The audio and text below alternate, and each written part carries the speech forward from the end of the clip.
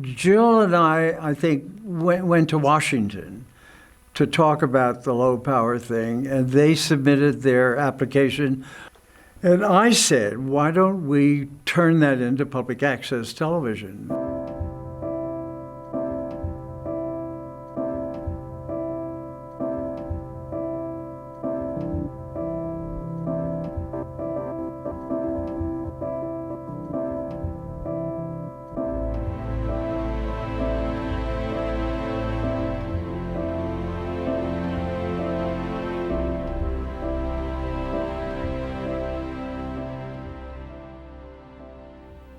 Good evening, and welcome to Community Access 101.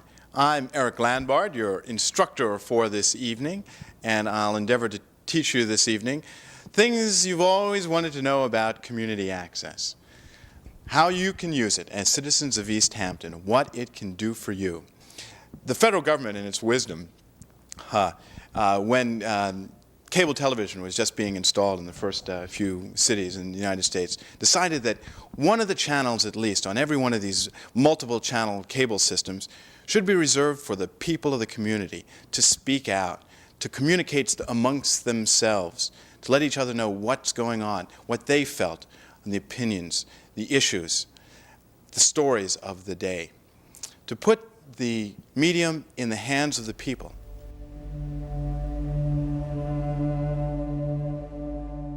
Your message is heard. It goes out to all the community.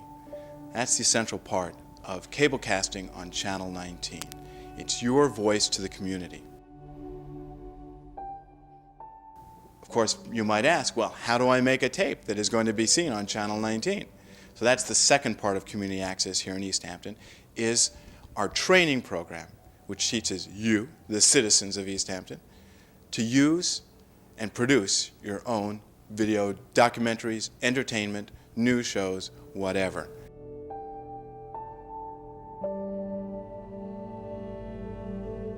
They said, what's this public access? And the Salmons, the cable company, said, oh, you don't want to fool around with that. That's freedom of speech, and you'll get Ugly George. What's Ugly George? Nude talk shows. And the town said, of course not. And of course, what they really didn't also want to fool around was freedom of speech, and because that's tricky. A long time ago, some pilgrims in a rowboat, a very, very slow boat, came across Long Island Sound. They were looking for a haven, so spoke their pious maven, but Lordy, look what they found. There's a little bit of heaven on Route 27 in the Hamptons, where the literati glitter and the glitterati litter in the Hamptons, It's really quite a trip there, but only for the hip there in the Hamptons, Hello, East End. Hello, East End. Here we are, Channel 27. Community access for the East End of Long Island. I'm Frazer Dougherty, and I'm bringing you a potpourri of all kinds of shows here. I think, what makes it all the more formidable is the fact that this is really the first joint exercise between the town and the villages. It's the last bar left of its kind. Yeah. In an age of information overkill and cultural amnesia, LTV's films are about remembering what happened in a few small towns on the east coast of America in the last quarter of the 20th century.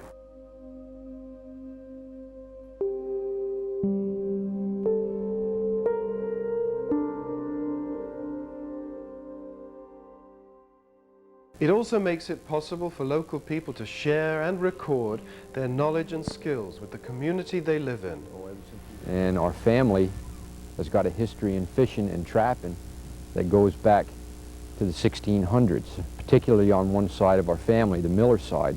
They've been fishing ever since the very early colonial days. Here at the local TV and the power that it brings. I just want to start off, though, by saying that the polls are open from 6 a.m. to 9 p.m. So you still have a chance to vote, and hope you'll take this opportunity to do so. About this issue of nuclear contamination on Long Island. My next guest is not only responsible for the movie Jaws. First of all, we had the boat built. The Cricketer was built down in Virginia in 1946. I flew P-40s and P-51s and flew approximately 87 missions. The other thing, of course, we had absolutely no funding whatsoever, none, except from locals. And that's where Francis Ann came into the picture, in that we had, at my house at the end of Drew Lane, had Sunday caviar lunches, champagne and caviar. And we got everybody a little bit friendly and warm, and then we went down to the cottage and we showed them things that we'd put together that would be romance. And on the basis of that, Celeste Bartos sent a check for $70,000. And that's really kind of what started us off. Yeah. I didn't know what I was doing. Yeah. So, I still don't know what I'm doing. Don't know. I'm not really sure. But Roger our will fix technical it, right? man, again, we are. Why don't I, out of mercy to the caller, why don't you give me the phone and I'll put him through my mic and we'll see if his question can All right, come caller, through. you're going to be speaking with Tony right here. Okay. Hi there. We're improvising. Okay, hold on a second. I'm going to put my mic to the ear and you're going to ask your question, okay? Good. LTV doesn't pretend to be slick ratings television. This is hands-on television for anyone. My guest this evening, he'll soon be here in a few minutes, I am sure, is the Reverend Walsh Jackson. And he's from the Calvary Baptist Church. He's been the pastor for about 17 years. But up until that time, I am sure that he'll be walking in a few minutes. I would like to And when things don't work out quite as well as they should, well, that can have its own charm too. What would you do if you were in President Bush's position?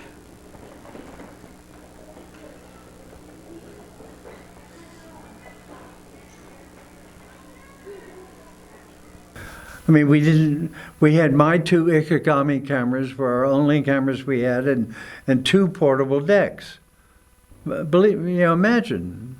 And Eric solved the editing problem, and we did all of that in my little garage at my house. Then we moved to Fireplace Road. To the dump, as we called it. Tucked away on the fringes of all this million-dollar real estate, between the town dump and Folks, the garbage disposal company, is LTV. The setting may leave a lot to be desired, but there's nothing tacky about this public access television station. Week for week, it delivers what it sets out to deliver. Television for the people, by the people.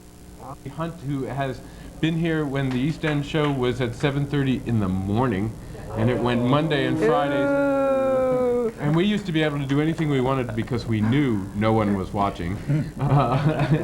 And Hugh King, our guest, will also be appearing this summer in the role In the 5 years of its existence, LTV has made over 7,000 tapes. This tape is tape number 7,034. Together, these tapes constitute an extraordinary archive of this community. We'd go on the ocean and start hauling for striped bass.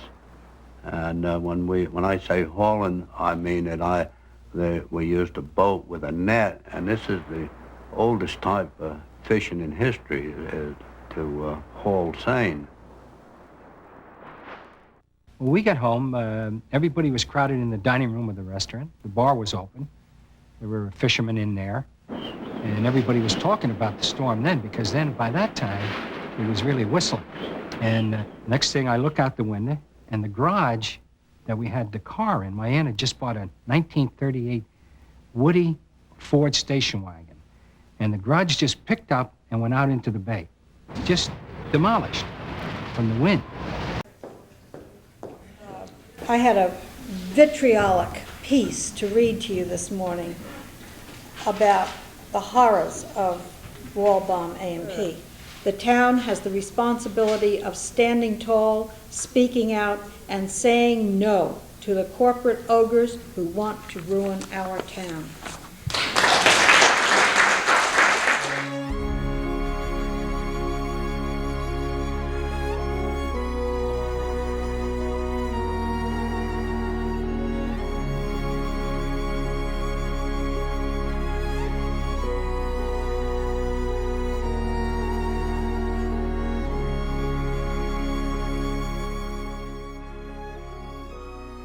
You can see a town board meeting now. Has the government been using these to prove their case against things? Like somebody will say, I know what you said at that meeting. No, I didn't say that.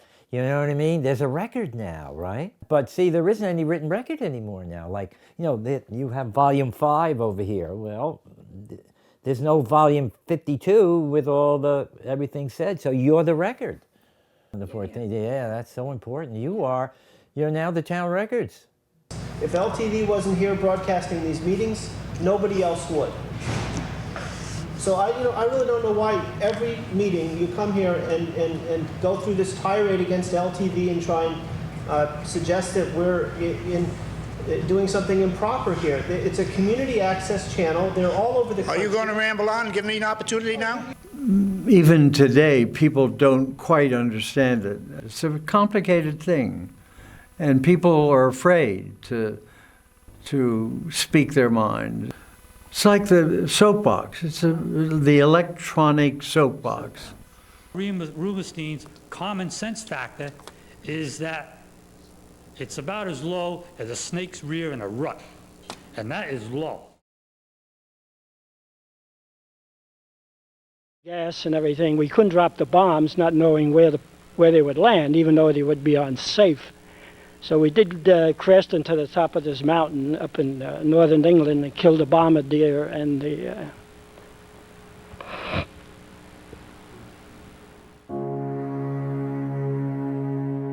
And in fact, the principles of public access television is the backbone of what America was founded upon. My name is Morgan Vaughan, and I'm Executive Director of LTV. LTV has evolved enormously in the past 40 years. We have gone from a tiny space on the outskirts of the dump on Springs Fireplace Road in East Hampton to an enormous state-of-the-art facility here in Wainscott.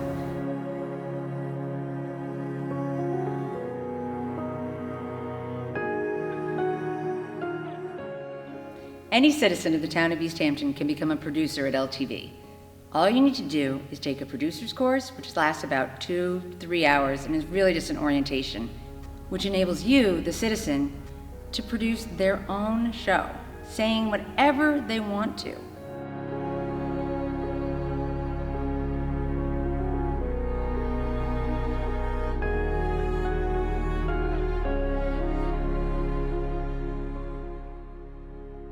LTV maintains a tape archive of more than 25,000 shows, covering the history of East Hampton over the past 40 years and earlier.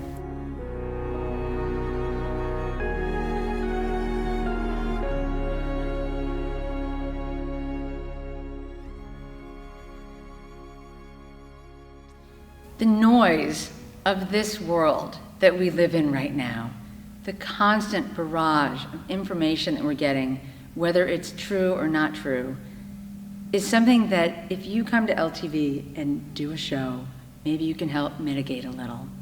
LTV staff will help demystify the process of creating media that then you can share with your family and friends and the world at large.